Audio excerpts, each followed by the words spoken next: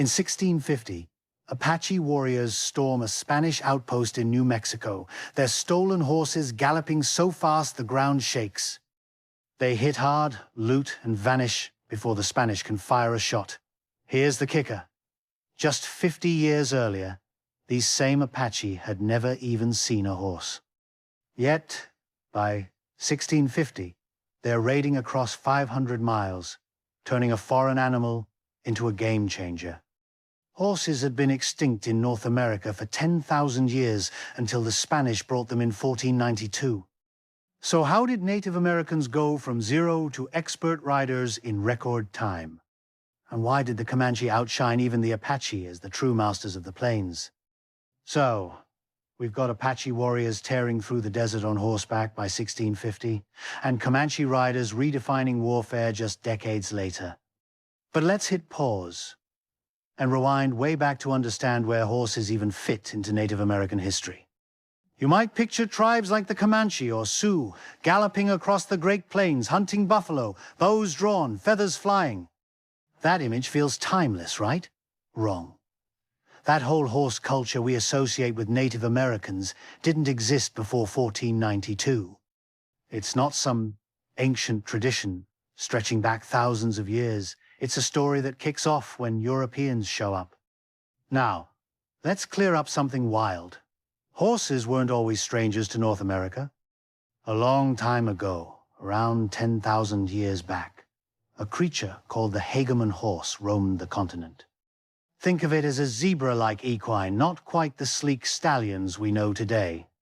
Fossils found in Idaho, dated to about 3.5 million years old, show this species, scientifically named Equus simplicitans, was all over the place.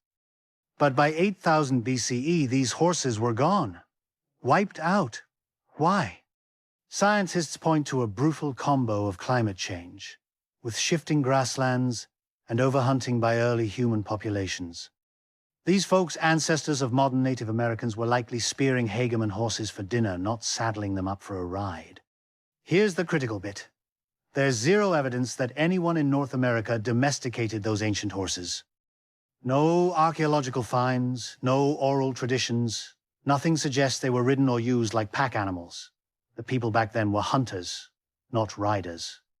So, when the last Hagerman horse bit the dust, North America became a horse-free zone for millennia. That sets the stage for why, when horses returned with the Spanish in 1492, there's such a shock to Native Americans. It's not like they had some distant memory of riding. This was a brand new technology, and they turned it into a cultural revolution. How they did that is what we're diving into next. All right, so North America was horse-free for 10,000 years, and Native Americans had no clue what a horse even was. Then, boom, 1492 hits, and everything changes. Enter Christopher Columbus, sailing to Hispaniola, modern-day Haiti and Dominican Republic, with a fleet that doesn't just carry men and weapons but something else, Iberian horses. These sturdy, battle-hardened beasts, bred on the rugged plains of Spain, mark the first time horses set hoof in the Americas since the Hagerman horse vanished. Columbus lands on the 12th of October, 1492, and with him come these animals that will reshape the continent. Fast forward to 1499, and the Spanish aren't just riding these horses, they're breeding them like crazy. Records from Hispaniola show ranches popping up, with at least the 25th of marches and stallions documented in early shipments to build a steady supply. Why? Because the Spanish know horses are their secret weapon. They need cavalry to conquer, and they're planning big. By Hernan Cortés is marching on the Aztec Empire in Mexico with Tizenhot horses. A tiny number that sounds laughable until you realize the Aztecs had never seen anything like them. To them, a horse and rider looked like a single terrifying monster. The psychological edge was huge. Aztec warriors froze or fled, and Cortés's small force toppled an empire of millions.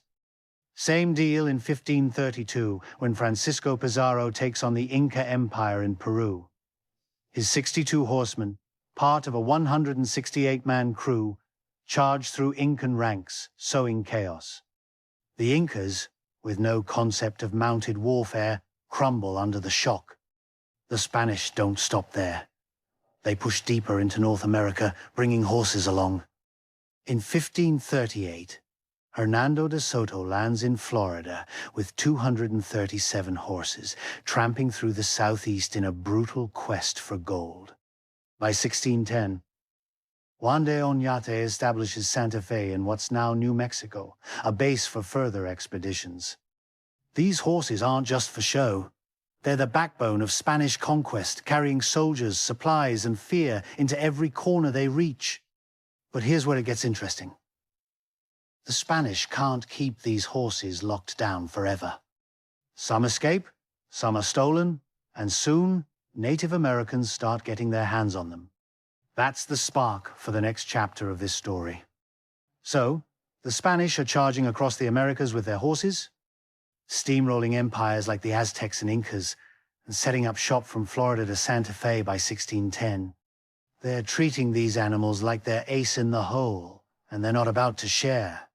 In fact, the Spanish are so protective of their advantage that they slap strict laws on Native Americans, banning them from even touching a horse. Decrees from New Spain, the colonial government in Mexico, make it clear, no native is allowed to ride, period.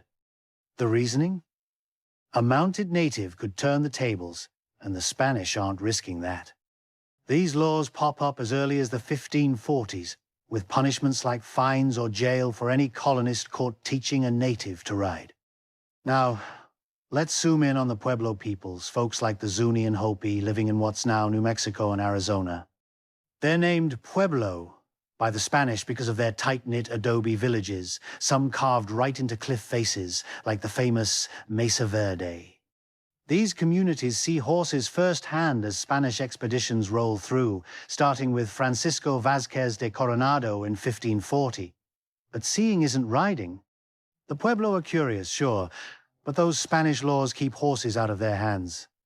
Plus, the Spanish aren't exactly handing out riding lessons. They're using horses to intimidate and control, not to make friends. Here's where things get sneaky, though. The Spanish set up huge ranches, called ranchos, to breed horses and cattle. By the 1570s, these ranches are sprawling across Mexico and creeping into the southwest. Who's doing the grunt work? Native laborers, often indentured or straight-up enslaved. These workers, including Pueblo and other local tribes, are out there herding livestock, mucking stalls, and watching Spanish vaqueros handle horses. Bit by bit, they pick up skills. How to saddle a horse, how to calm one, how to move with its rhythm. It's not formal training, but it's enough to plant seeds. By the 1580s, some natives are secretly riding on the sly despite the bans. Spanish records even note complaints about unruly native workers sneaking off with horses for quick rides. But here's the catch. We don't have a clear playbook for how this knowledge spread. Native Americans at the time didn't write things down. Their histories were oral, passed through stories and songs. Spanish records, like the 1582-1583 chronicles of Antonio de Espejo, who explored New Mexico, give us glimpses. Espejo mentions natives handling horses on ranches, but doesn't spill much on whether they're riding yet. Other Spanish reports are spotty, often just griping about stolen horses or disobedient workers. So, piecing together this early phase is like solving a puzzle with half the pieces missing. What we do know is that these first sparks of exposure, especially among ranch workers, set the stage for a bigger explosion. The question is, who's the first to take those skills and run with them? That's where the Apache come in. Now we're in the 1650s. And those sneaky horse-riding skills native workers picked up on Spanish ranches are about to ignite something wild. The Spanish are still trying to lock down their horse advantage, but the cat's out of the bag, and the Apache, specifically the Lipan Apache, are the first to grab it and run. Picture small bands of these warriors, living in the deserts and mountains of what's now New Mexico and Arizona, suddenly showing up on horseback, hitting Spanish and Pueblo settlements like lightning. By 1650, They're the first plains tribe to ride, and they're not just joyriding, they're raiding with purpose, snatching supplies, weapons, and most importantly, more horses. How'd they get so good so fast? Well, the Apache are quick studies. They watch Spanish vaqueros closely and copy their moves. One trick they pick up is mounting horses from the right side, a habit the Spanish got from the Moors, who ruled parts of Spain until 1492. It's not just about climbing on, though. The Apache start making their own gear, crafting saddles and stirrups from hides and wood, mixing Spanish designs with their own flair, like weaving in traditional patterns or using local fibers. These aren't perfect replicas of Spanish tack, but they work, and they're custom-made for the rough terrain of the Southwest. Here's the thing. The Apache aren't using horses the way we might imagine, like cavalry charging into battle. Instead, horses are their getaway cars. They ride in fast, hit a settlement, then hop off to fight on foot with bows, spears, or clubs, just like they always did. Then they jump back on and bolt before anyone can catch them. Speed and surprise are their game, and horses let them cover 50 miles in a day, way more than the 15 or 20 they could manage on foot. But there's a twist. They're not exactly horse whisperers yet. Spanish records from the 1650s estimate that about 70% of the horses the Apache capture end up as dinner, not mounts. Meat was scarce, and a horse was a walking buffet. Only the strongest, fastest horses got to live and carry riders, which means their herds are small but elite. These raids aren't just smash-and-grab jobs. They're building something bigger. Every stolen horse fuels a growing trade network. By the 1660s, Apache bands have herds numbering in the hundreds, and they're trading horses with neighboring tribes for food, tools, or alliances. Spanish reports from Santa Fe complain about entire stables being emptied overnight, with tracks leading into Apache territory. This horse trade starts to spread the animals beyond the Apache, but they're the ones setting the pace, turning stolen Spanish horses into a new kind of power. The question now is, what happens when those horses get out of control and start running wild? That's where the next big shift comes in. The Apache are tearing it up by the 1660s, raiding Spanish settlements on horseback and trading horses like they're the hottest commodity in the Southwest. But the Spanish are still holding tight to their control, keeping most Native Americans away from their prized animals. Then, in 1680, everything flips upside down with a single explosive event that changes the game forever. It's called the Pueblo Revolt, and it's about to unleash a flood of horses across the Great Plains. Here's what goes down. The Pueblo peoples, led by a Tewa leader named Popé, have had enough of Spanish oppression. For decades, they've faced forced labor, religious crackdowns, and brutal punishments. On the 10th of August, 1680, Popé orchestrates a coordinated uprising across New Mexico. Over 2,000 Pueblo warriors from villages like Taos, Zuni, and Hopi strike Spanish missions, ranches, and the capital of Santa Fe. It's a stunning success. By the 21st of August, they've killed 400 Spanish settlers and soldiers, driven the remaining 2,000 colonists south to El Paso, and kicked the Spanish out of New Mexico entirely. But here's the key detail for our story.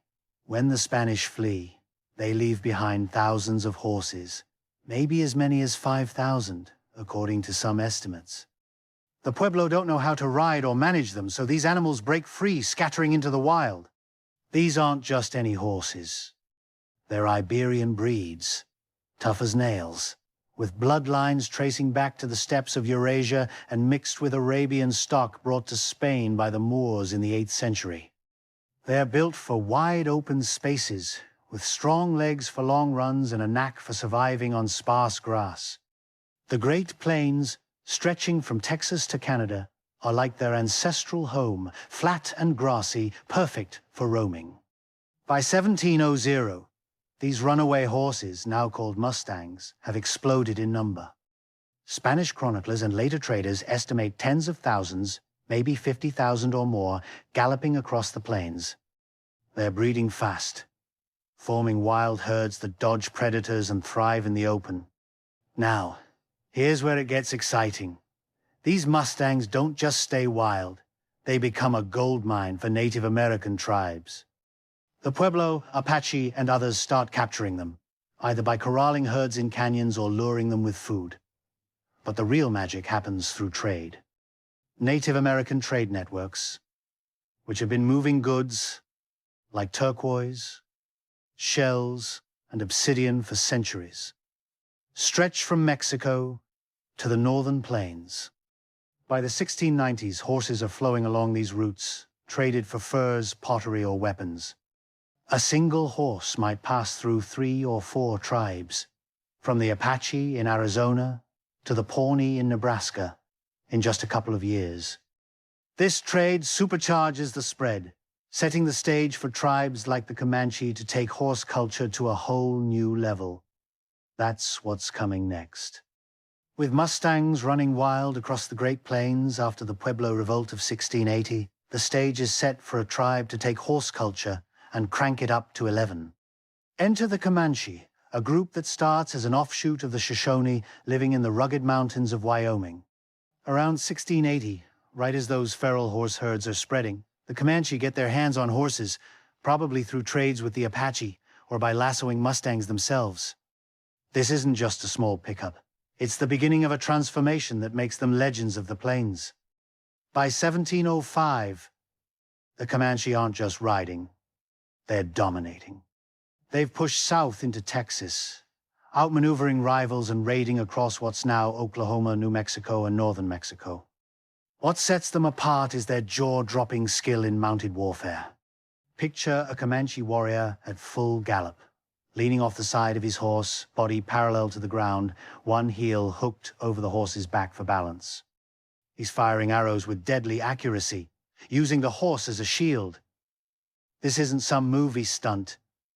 It's real, and it's terrifying. Artist George Catlin, who traveled the plains in 1834, called it the most astonishing feat he'd ever seen, noting how every young Comanche man mastered this by his teens.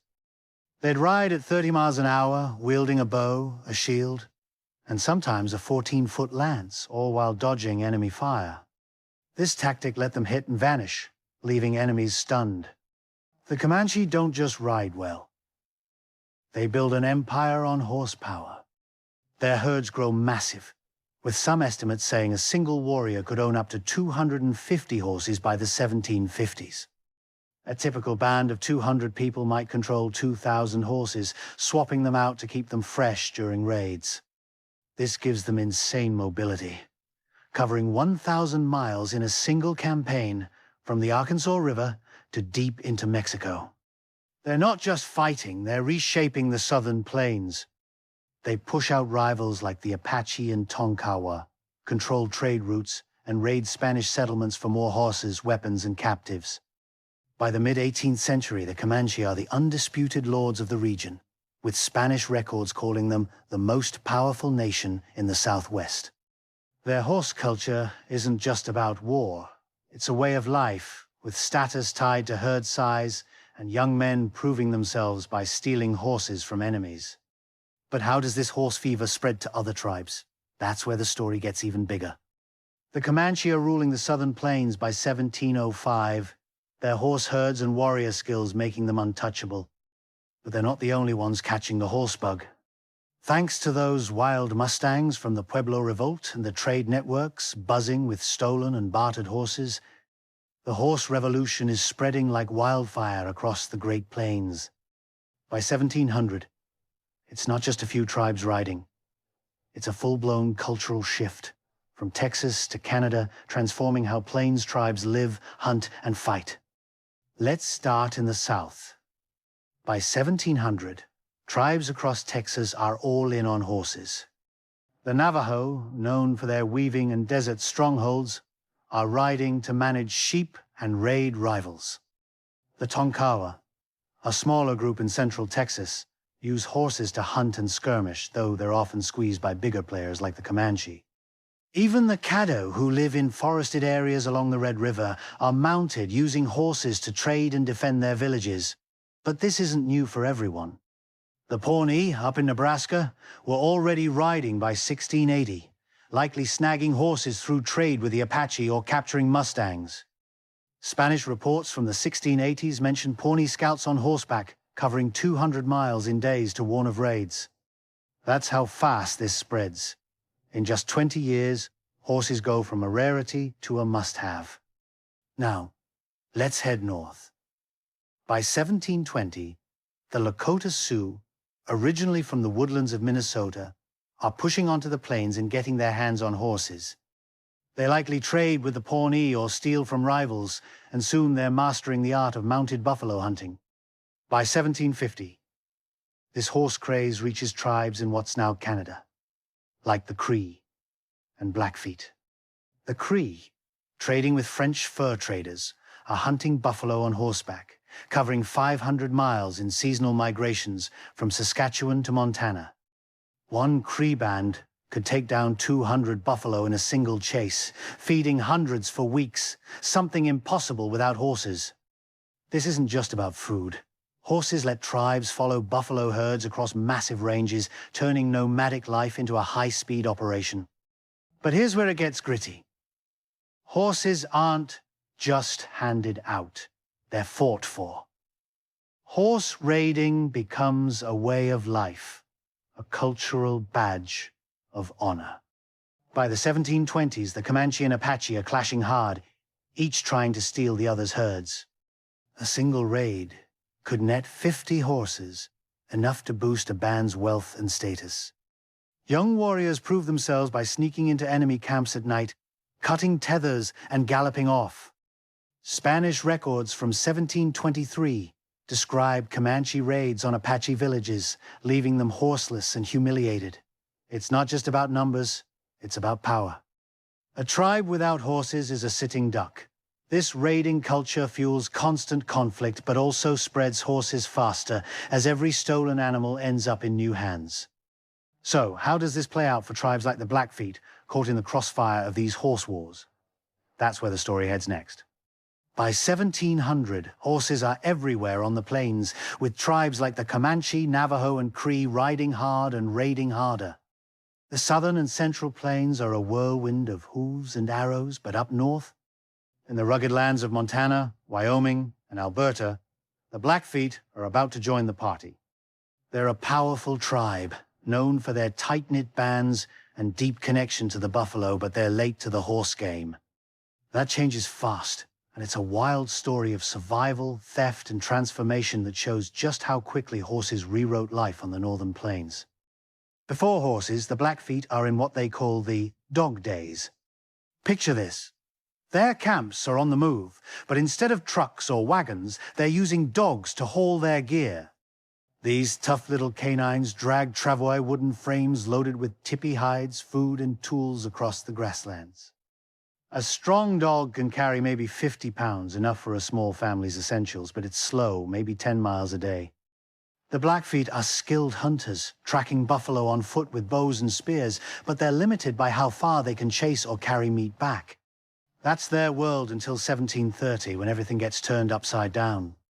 The Shoshone, a rival tribe already riding horses thanks to early trade with the Comanche, come charging into Blackfeet territory.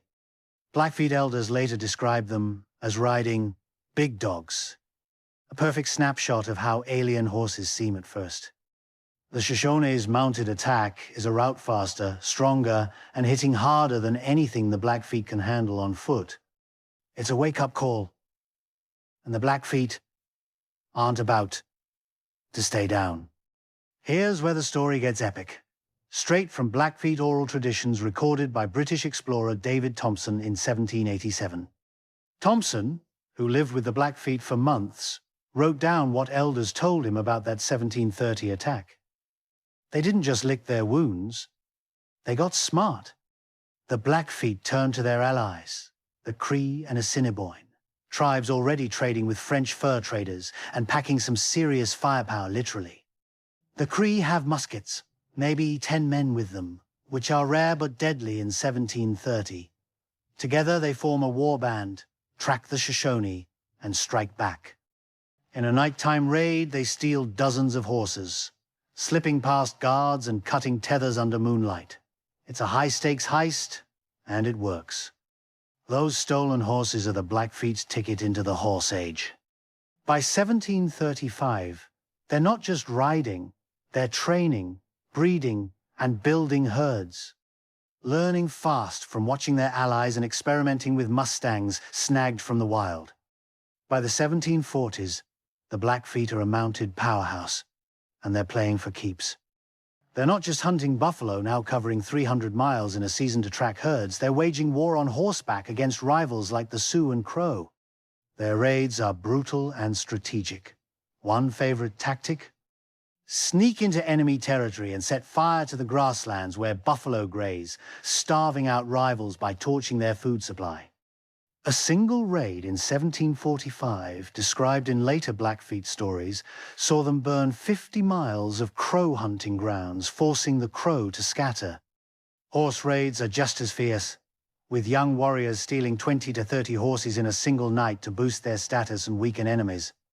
By 1750, a typical Blackfeet band of 200 people might have 400 horses, enough to move camp in hours and fight on the fly. This shift from dog days to horse lords shows how fast the plains are changing, but it's not just about riding. Something else is shaking things up. Guns. That's what we're diving into next. The Blackfeet are now tearing across the northern plains on horseback by the 1740s, joining the Comanche, Pawnee, and others in a horse-driven world that's reshaping everything. Horses aren't just a tool for these tribes. They're flipping the script on how people live, fight, and even think. From Texas to Canada, the Great Plains are buzzing with a new energy, and it's all because of these animals. Let's break down how horses turn the plains into a high-speed, high-stakes arena and why they're more than just a ride. First up, mobility. Before horses, a plains tribe on foot might cover 10 to 20 miles a day, lugging their gear with dogs or carrying it themselves. That's a slow grind, especially when chasing buffalo or dodging enemies. Now, with horses, tribes like the Lakota or Cree are clocking 50 to 100 miles daily, depending on the terrain and load. A family's entire camptipis, food, kids can be packed onto horse travois and moved in hours, not days. Need to raid a rival village 200 miles away? No problem. Comanche bands in the 1750s could hit a Spanish settlement in Mexico, grab horses and supplies, and be gone before dawn, covering distances that would have taken weeks on foot. Escaping pursuit is just as easy. A mounted warrior can outrun any foot soldier, vanishing into the grasslands. This speed changes. Everything hunting ranges expand, trade routes stretch longer, and surprise attacks become deadlier. Then there's the social side. Horses aren't just transport. They're money, status, and power rolled into one. Cross the plains. Your wealth is measured by your herd. Comanche oral histories, passed down through generations, describe warriors owning 50 to 250 horses, with top leaders controlling up to 1,000. A big herd means you can trade for rare goods like French knives or Apache turquoise, feed your band through lean times, or gift horses to seal alliances. For young men, stealing horses is the ultimate flex. A daring raid, like sneaking into a crow camp to cut 30 tethers, isn't just about the loot, it's a rite of passage. Comanche stories from the 1740s talk of boys as young as 14 leading raids, earning new names and respect if they pull it off without getting caught. Screw it up, though, and you're a laughingstock. This horse economy reshapes tribal life, tying prestige to courage and cunning. But here's the real game changer. Horses don't work alone. By 1700, another force is hitting the plains. French firearms traded from the east. Tribes like the Cree and Assiniboine, dealing with French fur traders in the Great Lakes, are getting muskets and iron-tipped arrows. These aren't perfect. Muskets take 30 seconds to reload and jam in the rain, but against a bow, they're a sledgehammer. Combine that with horses, and you've got a revolution. A mounted warrior with a gun can charge, fire, and retreat before the enemy notches an arrow. This combo sparks a chain reaction. Eastern tribes, armed with French weapons, start pushing west, shoving others onto the plains. The Lakota Sioux, for example, are woodland hunters in Minnesota until around 1750 when they're forced west by gun-toting rivals like the Ojibwe. Once on the plains, the Sioux grab horses, learn to ride, and become a powerhouse, clashing with the Blackfeet and Crow. This horse and gun synergy fuels massive migrations and endless wars, redrawing the map of the plains. So, what does this all build to? Let's wrap it up and see. We've just galloped through a century of transformation, from the Apache's first raids in the 1650s to the Blackfeet torching rival buffalo ranges by the 1740s. Horses, paired with French firearms, turned the Great Plains into a whirlwind of speed, power, and conflict. In just 100 years, from the 1650s to 1750, horse culture didn't just spread, it rewrote Native American life. Tribes like the Comanche, Lakota, and Cree went from walking 10 miles a day to riding 100, from hunting on foot to chasing buffalo across 500-mile migrations, from small-scale skirmishes to raids spanning 1,000 miles. This wasn't just about getting around faster. It reshaped wealth, status, and warfare. A warrior's worth was tied to his herd. A tribe's survival hinged on its horses, and the plains became a battleground where speed and firepower ruled. By 1750, even tribes in Canada, like the Cree, are hunting buffalo on horseback, a feat unthinkable a century earlier. In a single lifetime, the plains went from a world of dogs and footpaths to one of hooves and horizons. How do we know all this? A big shout-out goes to Empire of the Summer Moon by S.C. Gwynne, published in 2010. This book dives deep into the Comanche's rise, detailing how their horse mastery made them the most feared tribe in the southern plains. Gwynne pulls from oral histories, Spanish records, and early American accounts to paint a vivid picture of warriors owning 250 horses and raiding as far as Mexico. It's a gripping read and a cornerstone for understanding this era. But the Comanche aren't the whole story. Blackfeet oral histories, especially those recorded by explorer David Thompson in 1787, give us the northern perspective, capturing the Dog Days and the Shoshone attack that sparked their horse revolution. Spanish chronicles, like those from Antonio de Espejo in the 1580s and Santa Fe reports from the 1660s, fill in gaps about Apache raids and Pueblo revolts, though they're often biased and spotty. I also got a first-hand glimpse of this history visiting the Blackfeet Reservation in Montana, where elders shared stories of their ancestors' horse culture, still alive in their traditions today. These sources, books, stories, and personal experiences piece together a saga of adaptation and resilience. So, what's the big takeaway? Horses didn't just change how Native Americans moved, they changed who they were, and that legacy still echoes on the plains today.